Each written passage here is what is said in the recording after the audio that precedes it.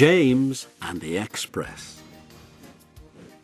Sometimes Gordon and Henry slept in James's shed, and they would talk of nothing but bootlaces.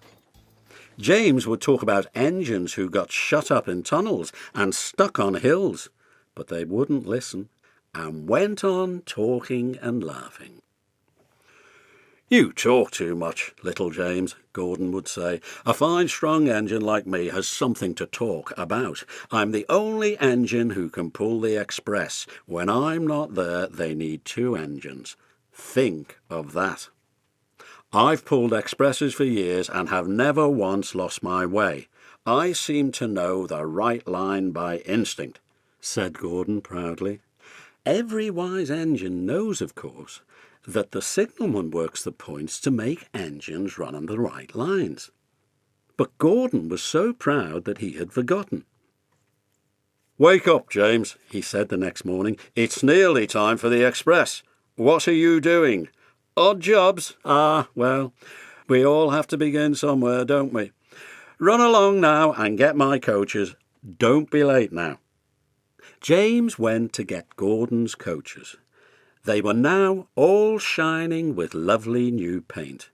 He was careful not to bump them, and they followed him smoothly into the station, singing happily. "We're going away, we're going away."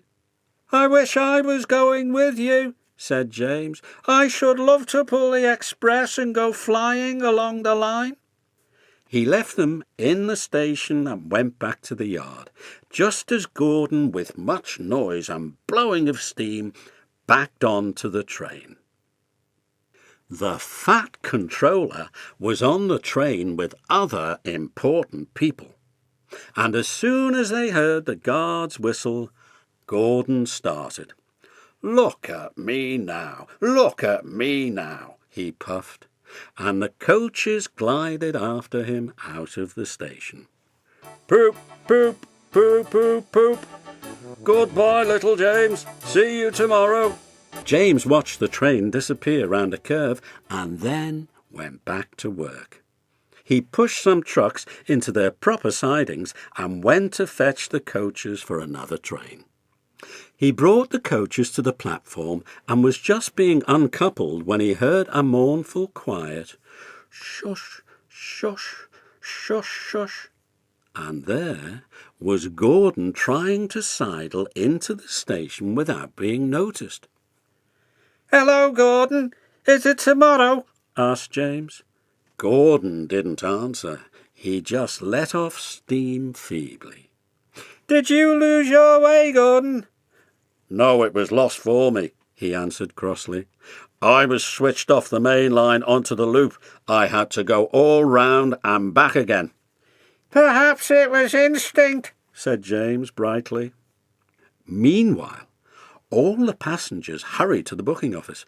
"We want our money back," they shouted. Everyone was making a noise, but the fat controller climbed onto a trolley and blew the guard's whistle so loudly that they all stopped to look at him. Then he promised them a new train at once. "Gordon can't do it," he said. "Will you pull it for us, James?" "Yes, sir, I'll try."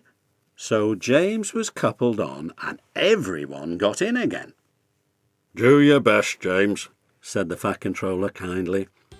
Just then the whistle blew and he had to run to get in. Come along, puffed James.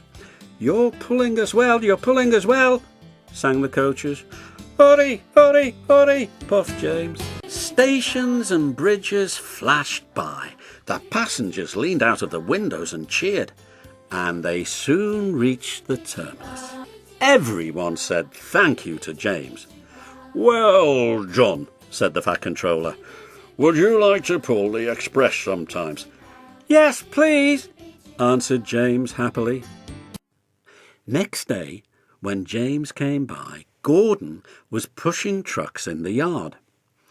"I like some quiet work for a change," he said.